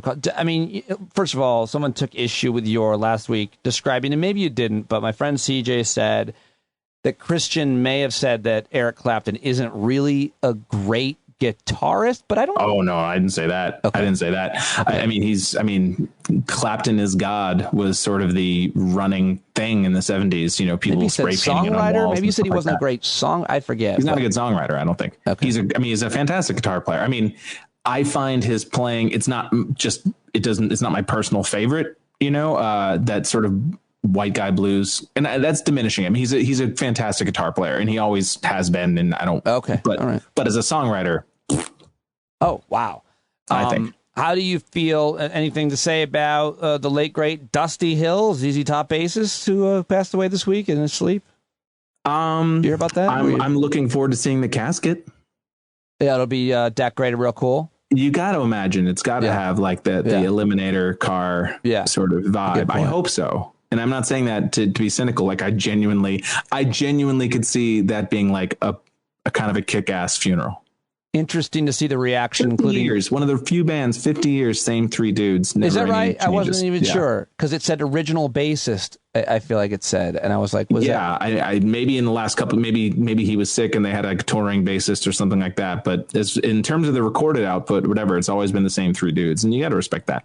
I was interested to see your reaction and many others. I'm not going to say there's not a lot of people like this, but boy, the reaction to news that Bob Odenkirk had a heart-related incident, and now we know, I think he had a heart attack, 58 years old, on the set of his show, Better Call Saul. Your reaction, I reacted. My reaction was, any news? Like, that's what I wrote on Twitter. Is anybody, eventually his I guess his brother was that silence was deathly. Yeah, for almost a full day. I mean, like, what is it about Odenkirk that he's so universally loved? I feel like he, was less well known, but highly respected by everybody in the comedy community, and now he's very well known by everybody in mainstream culture, society. Period. And he's got a great reputation. He was actually really nice to me. He actually wrote me an email when I was on Sirius XM and signed his name. And I emailed him back. It was just a really nice email, but I love listening to your show. And I go, are you the Bob Odenkirk? And he had some modest response. And I for that reason, he's in like my top favorite famous people of all time that he did that he didn't know me as a comic or anything. He just had heard the show and appreciated the way that I went about it. And he's had his fingers in so many comedic pies over the years, so many foundational, between the Simpsons. He was a Simpsons writer, he was a writer for Conan, is writer for SNL. Wait, he might not have been a writer for Conan. He and Conan wrote together on The Simpsons. But, he was a mainstay on Conan in terms of in that same group of people. Yeah. I always say that the thing that got me interested in doing comedy was the Ben Stiller show, which was on for one season in 1992, I believe. And it was Ben Stiller, Bob Odenkirk, Andy Dick, and Janeane Garofalo. And it was my favorite show in the world.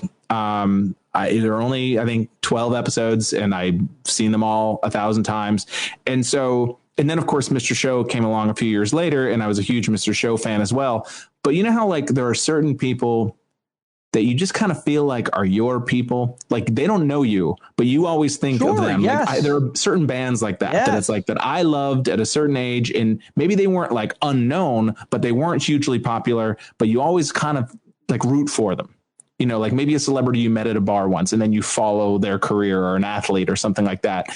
And he's always been one of those dudes for me, just because, again, that he's a writer, but he's also a great performer. And there's nobody who's funnier to watch get angry and swear. Like, nobody screams fuck better than him. If you've ever watched Mr. Show, like, that's a lot of the comedy is just him losing his mind. But, I've worshipped the dude forever, and just what a strange and amazing career arc to then somehow get cast on Breaking Bad, which seemed like weird casting at the time. And I don't think that, he had pursued a career as a dramatic actor, and then to see him not only become a dramatic actor, but become a fucking great one and be on two just amazing shows. And I'm just a huge fan of Better Call Saul. And so, and he's just never done anybody wrong. Like, it's rare to have like a 40-year career and never have pissed anybody off. Love the guy. And I think the way that you spoke about him, the way that, I think he's got that hold on a lot of people. He's just exactly what you said. I can't add anything to that. I did want to ask you before we wrapped up, kind of what I like to get your kind of response, your moral response, feeling on a thing that happens, how to feel when you're seeing a trend. I'm always interested in that with you, and everybody else is too. And I just how are you feeling about the unvaccinated at this point? How are you feeling about these people that are in hospital beds, which there seems no endless stream that reporters hunting these people down, who didn't get vaccinated and now say either I wish I had, or I'm still not getting vaccinated? Like, where are you on your patience level with these folks, or how you talk about them? Literally right before we started chatting, I was out trying to get one of my dogs to poop unsuccessfully. And I was listening to Biden's press conference. He just gave like a long press conference to announce new sort of basically just giving everybody a COVID update, but also discussing, what the plans are for the future and different sort of executive orders in terms of forcing vaccinations on certain groups of people and whatnot.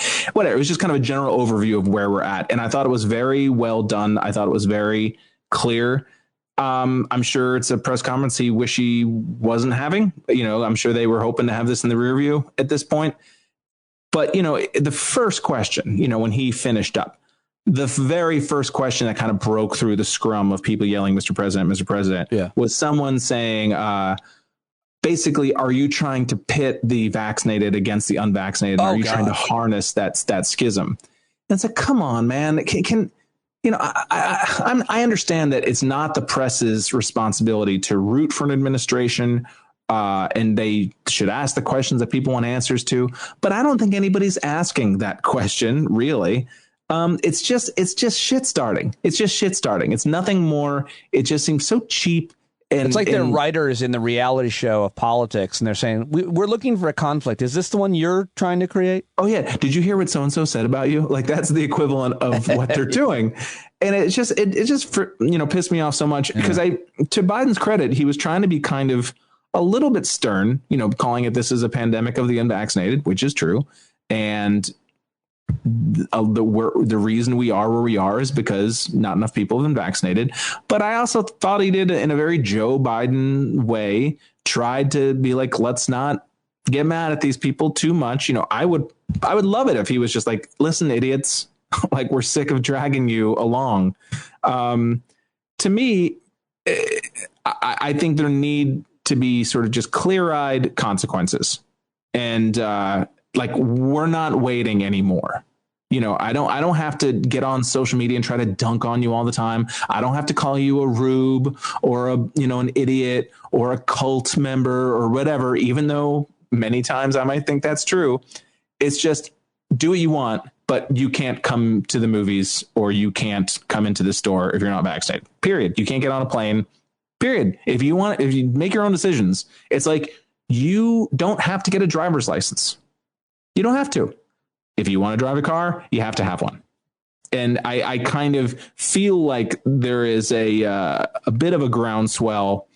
Obviously we wish maybe things had been a little sterner from the beginning, as opposed to just kind of asking pretty please, won't you? Because that's just going to, all these drama queens on the right who just want attention, they lap that shit up. Like, try to convince me, like our whole job is to beg them to come along and take the vaccine.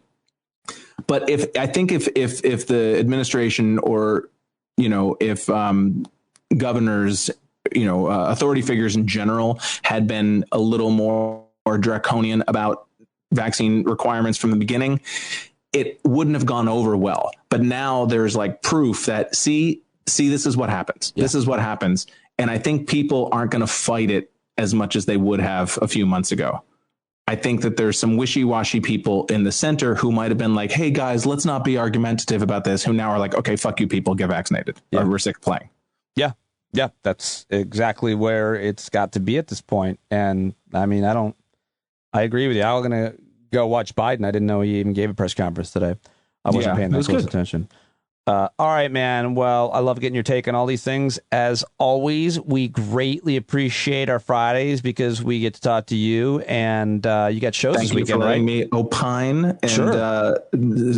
It's still, in a way, I guess, screaming into the void, but at least it's a slightly more focused void. So I appreciate that. We love it. Anything we're plugging? You got a bunch of shows coming up, no? I do, but they're all just sort of one-offs around the city or whatnot. Right. I'm the worst self-promoter in the world, but right now I'm just performing around the city. I mean, I have some dates coming up in the fall that are on the road, and as they get closer, I'll flog them. I think I'm in Atlantic City in early September. Oh, great! Awesome. I think Labor Day weekend. I think. Oh, awesome. So, and of course, always the plugs in the show notes. Christian, thank you very much, sir. Greatly appreciate it. Thanks, buddy. All right, that is the Friday show. That's it for episode 402 of Stand Up. Thank you for supporting me and listening to the show for another week as we head into August. Thank you for those of you that have edited your paid subscriptions up. If you haven't signed up yet, please sign up now for a paid subscription. And things are only going to get more interesting as we go on closer to the election and dealing with COVID and so much more to talk about and learn about and learn from each other about as well. Had a great time hanging out with folks in the Hangout last night. Over 40 people at the Hangout, and it was awesome. Always love to see you there. Anytime on the Discord platform as well. Support Pete Coe at Pete Coe VO. He does the jingles and the voiceover. And, of course, support John Carroll, and all of his unbelievably creative music and songwriting. And you know what? John Carroll, he's on Twitter at JDCarroll88. John Carroll is the website, johncarroll.org, I should say. And this is our song. Have a great weekend, everybody. But all they had to go on was the time they were in, with other causes for laws, and since they weren't even sin, they knew that change was gonna come before the change could begin. They had to stand up.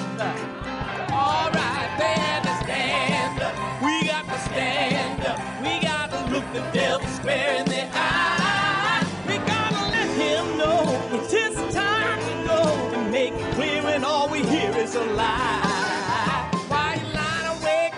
Where the money all went, it'll be the cost of freedom that'll go on them flee the scene of that experiment. If you stand up, all right, we got to speak up, we got to reach up and raise your voice in every way you know how. Don't be toes up, you got to show up. Ain't no better time to do it but now. No need to pledge allegiance to no wanton tribe. Rise up, show obedience to the voice inside, and listen well and it'll tell you not to run and hide. It says stand up.